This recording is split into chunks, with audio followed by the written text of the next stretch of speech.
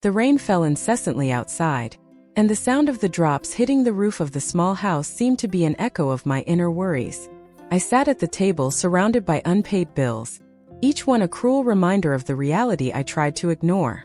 Emma, my little one, was sitting on the floor, playing with a stuffed bear she had gotten from me for her first birthday. I watched her, her face illuminated by the soft light that came through the window, and my heart broke into 1,000 pieces. "Hi, my love," I murmured, trying to put on a smile that didn't reach my eyes. She looked at me with those big blue eyes that reflected the innocence of childhood. "You're so special, you know that?" She smiled back, and it was as if a ray of sunlight had passed through my chest, warming what was frozen by doubt and fear. But the truth was that the pressure was building. How could I support my daughter? The part-time job barely covered my expenses for the month, and I felt trapped in a never-ending cycle of frustration and despair. The bills on the table seemed to multiply, and every time I looked at them, the anguish only increased. What could I offer Emma? A home in the midst of poverty? A life full of deprivation? What would be best for her? That rainy night, the idea of leaving her in an orphanage began to form in my mind, like a shadow that became clearer and more seductive every moment.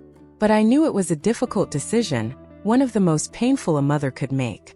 As the rain continued to fall outside, I found myself thinking about the last time I had seen a genuine smile on his face. The image of her playing carefree made me feel a lump in my throat. What would she do without me? "Emma," I said, trying to hide the pain in my voice, "Mommy needs to talk to you." She stopped and looked at me curiously. "Have you ever thought about what it would be like to live in a different place? A place where other children play and have lots of toys?" She frowned, confused. "But I like it here, Mom. You're my best friend." Tears welled up in my eyes. "I know, my love, but sometimes moms have to make difficult decisions so their daughters can be happy." That night, as the storm raged outside, I braced myself for what was to come. With a heavy heart, I wrote a letter trying to explain everything. "Emma, if you ever read this, know that I love you more than anything in this world. This is an act of love, even if it seems otherwise." The words were like poison, and each letter I wrote seemed to cut deeper. With the letter in hand, I picked Emma up. The smell of her hair, the heat of her body pressed against mine, it all reminded me of how much I loved her. And yet, it was necessary. It was the only way I saw for her to have a better life. When I arrived at the orphanage, my heart was racing. The rain was falling in torrents, as if the sky was also mourning my loss. I looked into Emma's eyes, and there, I saw the trust and love she had for me. "You're going to be a star, my little one. I promise you will have a life full of light." As soon as I left Emma in the headmistress' arms, a silent scream echoed inside me. I said goodbye with tears streaming down my face, and as I left, a feeling of relief and pain consumed me. As I walked away, I swore I would do everything I could to make sure she had the life I couldn't provide. And so, I left my daughter behind, believing I was doing what was best for her, even if it meant living without her. Waking up in the orphanage was a strange experience, surrounded by a mix of familiarity and loneliness. Sunbeams filtered through the faded curtains, creating patterns of light on the wooden floor. I always woke up to the sound of other children's laughter and conversations, but there was something in my heart that reminded me that that joy was only temporary. I was Emma, and even though I was surrounded by friends, there was a void that could only be filled by my mother's presence. In the halls of the orphanage, the walls seemed to whisper stories of children who had found homes. As I waited for my turn, I used to sit by the window watching the world outside, imagining what it would be like to have a home, a family. In my thoughts, I saw myself running in a field, holding my mother's hand, laughing and playing. But the reality was different. I was trapped between four walls, dreaming. "Emma, come here, look what I did." The cheerful voice of a friend, Clara, brought me back to reality. She was holding a colorful drawing with vibrant and happy features. "I painted our orphanage. Look how handsome he is." Clara had a special way of seeing life, as if happiness were always within her reach. "It's beautiful, Clara." I smiled, forcing an enthusiasm that didn't fully reflect how I felt.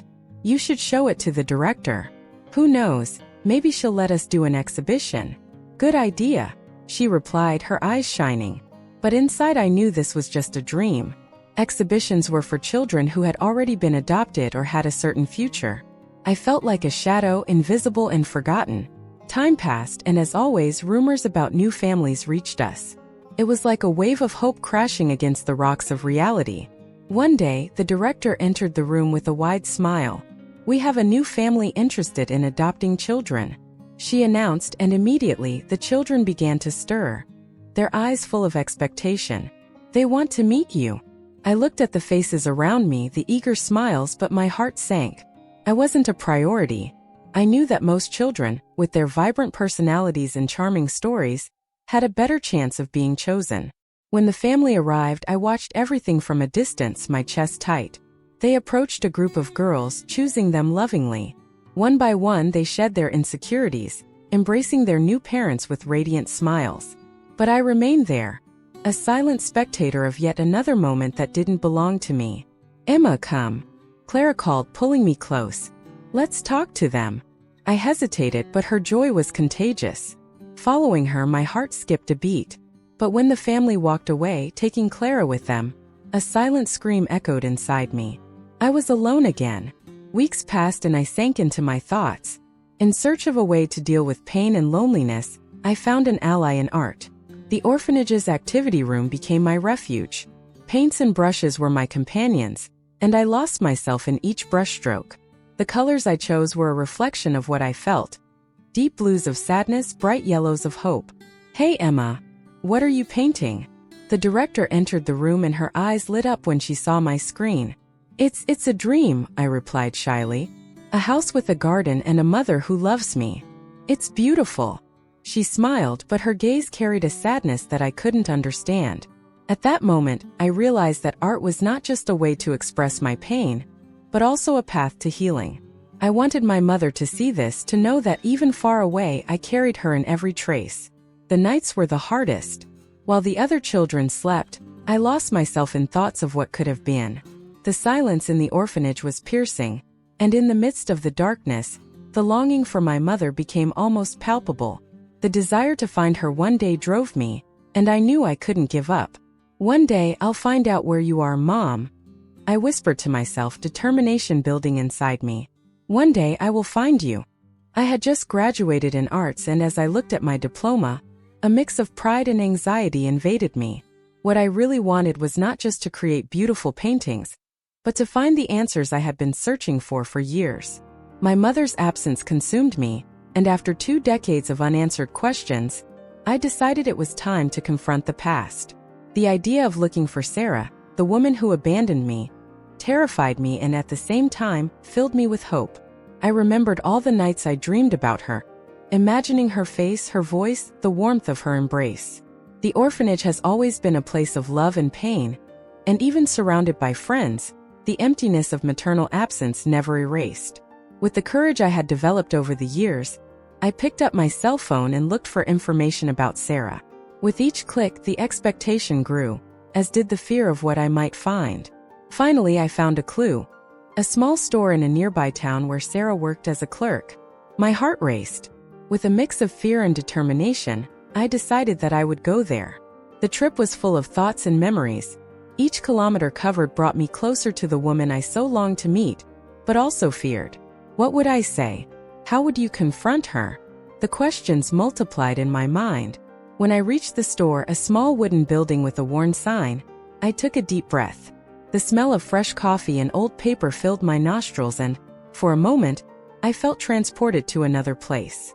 The store was empty except for Sarah. She was behind the counter, her hair tied up in a messy bun, staring at a computer screen. Time had left marks on his face, but there was a familiarity that made me hesitate. "You can do it, Emma," I whispered to myself. I needed to go in and talk to her. With my heart in my throat, I pushed the door open and the bell jingled, making Sarah look up. Our eyes met, and a chill ran down my spine. I could see the surprise on his face, followed by deep confusion. "Emma!" Her voice was a whisper, almost as if she was trying to believe I was really there. "Hi, Mom," I replied, trying to hide the tremor in my voice. She stood up slowly, as if in a dream, and took a step forward. I didn't know you were coming. I didn't know anything about you." Her expression was a mix of relief and pain, and I realized she was carrying the same weight as me. I came because I needed to understand. What happened to me? Why you left me? I said, the words coming out with an intensity one hadn't planned. Sarah took a step back as if I had hit her.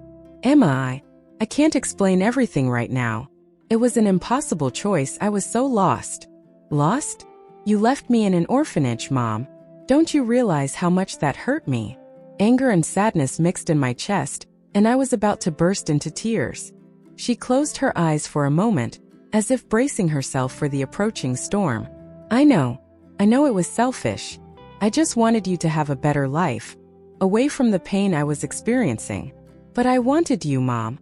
I wanted to know you were there, even if it was in pain. My voice cracked and tears began to slide down my face. Sarah approached me slowly, as if she wanted to hug me, but hesitated. Emma, please listen to me. I always think about you. Every day. The silence that followed was filled with unspoken emotions. What I wanted most was to understand, but the pain was still very present, and I didn't know if I would be able to hear his justifications. I looked into her eyes, hoping to find some answer, but instead I found a woman as fragile as I was. I'm not here to blame you, Mom, I said, trying to stay calm. But I need to understand why you did that. What happened that led you to that decision? The words hovered between us, heavy and loaded with history. It was the beginning of a confrontation that I hoped would lead us to a place of healing. But the path ahead was shrouded in uncertainty.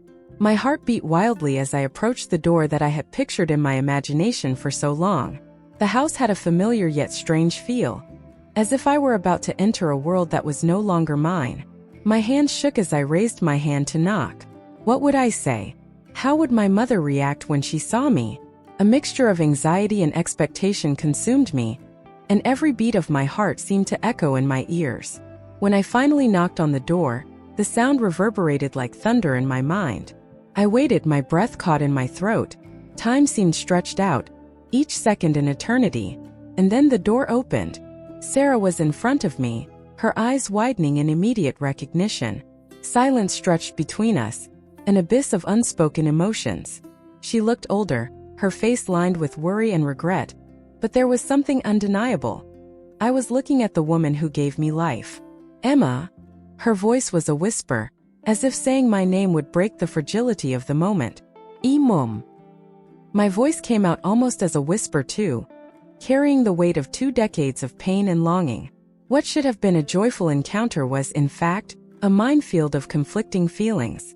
She hesitated, the door ajar, as if she wanted to invite me in but at the same time didn't know if it was the right thing to do. You are here. After all these years. The sadness in his eyes was palpable. Yes, I am.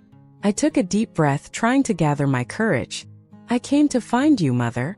We need to talk. The words came out like an arrow hitting their target, but not without pain. She nodded, opening the door a little more, inviting me in. The interior of the house was simple, but the smell of fresh coffee and flowers in a vase on the table gave me a feeling of home, even though I had never lived there. How are you? Sarah asked, hesitation still present in her voice. It was such a simple question, but the layers of pain behind it made everything more complicated. I am fine.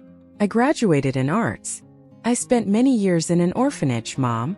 The outburst took its toll on me, the memories of loneliness and despair coming back to the surface. I just wanted to understand why you left me. She brought her hands to her face, as if trying to hide the pain I had caused. Emma, I didn't know how to take care of you. I was so lost.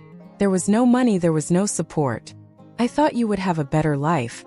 Better than living with your absence. Anger and sadness mixed in my voice. I grew up without you. I always dreamed of having a mother, and you weren't there. I just wanted to know you cared. Tears started to slide down her face. I cared, Emma. I cared so much that the only solution I could see was to leave you in a place where I believed you would be safe. I didn't want to give you a life of hardship. But you gave me no choice. I screamed, feeling the pain turn into a desperate scream. You abandoned me, and it made me feel like I was unlovable. That it wasn't enough. The silence between us became heavy, as if the walls were listening to our tumultuous conversation. I knew there was much more we needed to discuss, But in that moment, the truth was clear. We had both suffered. Emma, I'm sorry. I can't change the past, but I want to understand you now. I want to know who you have become. The vulnerability in her voice touched me in a way I didn't expect. I want you to understand, Mom. I'm not just here to accuse you. I just want answers. Why did you make such a painful decision? The pain in my chest mixed with a deep desire for connection. Because I was scared. I thought I was doing what was best for you, but now I see that I only caused more pain. Her sincerity made me hesitate. It was difficult to accept that, behind the decision that hurt me so much, there was a scared woman trying to fight her own battles. I want to know more about you, about what happened, but I don't know if I can forgive. My voice cracked and I felt vulnerable. Sarah nodded, her gaze fixed on me, as if she were trying to truly see me for the first time. I'm willing to explain everything, Emma. I want you to know that, despite everything, I never stopped loving you.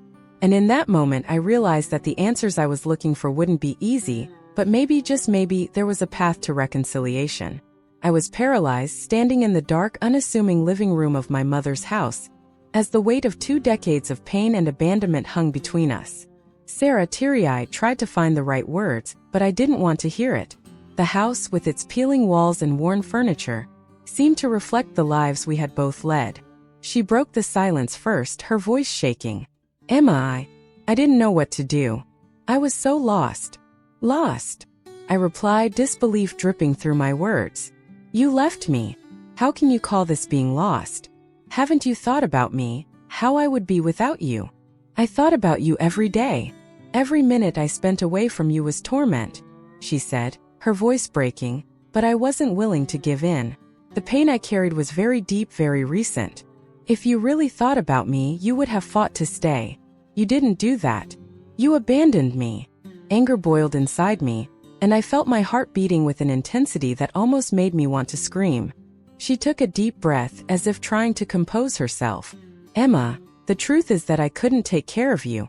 The situation I was in was unsustainable. My past, my mother. She struggled with mental illness, and I didn't want you to go through that too. Her words resonated like a distant echo in my mind. Are you telling me your mother wasn't just your mother? That her madness affected you so much that you chose to leave me in an orphanage, rather than give me a chance to have a life with you? This isn't how I wanted things to be. Sarah exclaimed, her eyes shining with tears. I love you, Emma. I always loved it. Love is not enough, I said, my voice now softer but still cutting. You knew I would be alone. That I would spend my days waiting for a mother who would never come. I didn't know. I didn't know you would feel that way. I just wanted you to be happy, she murmured, her voice barely audible.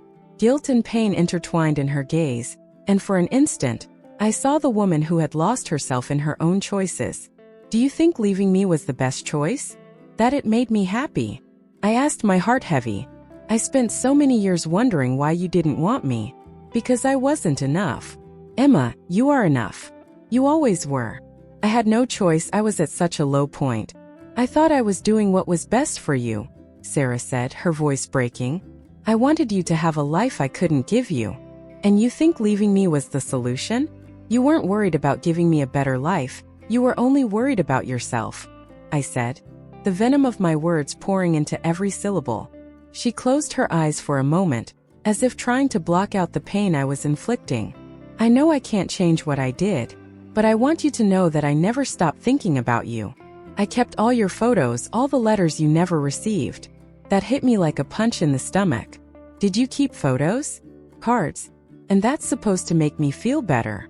Disdain escaped my mouth. You should have been there. That's all I wanted. A chance to have a mother. Silence settled between us, thick and heavy, as we tried to process what had been said.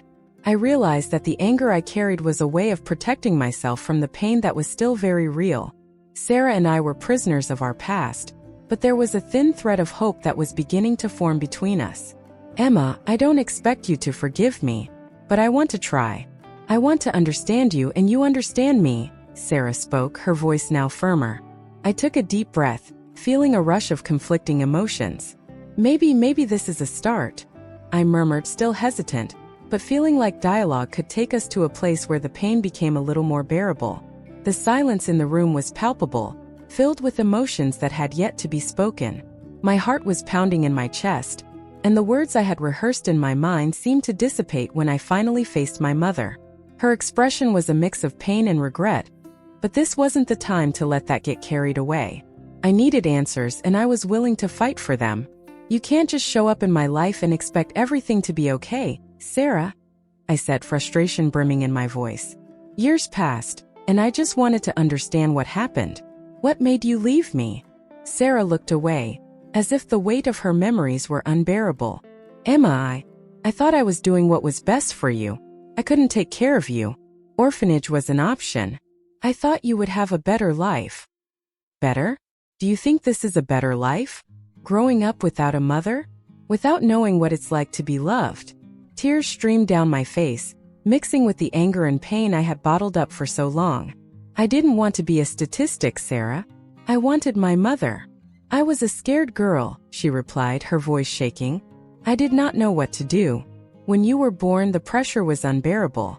I just wanted you to have a chance." "A chance? And what did I do with this chance? I spent my childhood dreaming about you, your voice, your smell. The only thing I had were the letters that were never delivered. I needed more, something that made me understand his choice." But before I could continue, the doorbell rang, interrupting our conversation. Sarah stood up, looking relieved for a breather, and walked to the door. When she opened it, a woman with gray hair and a firm expression stood there, holding a folder of documents. "Sorry to interrupt," she said, looking at us with a look that mixed concern and determination. "I'm the director of the orphanage where Emma grew up. We need to talk, Sarah." I stood frozen, watching the scene unfold. The director entered, and the tension in the room increased.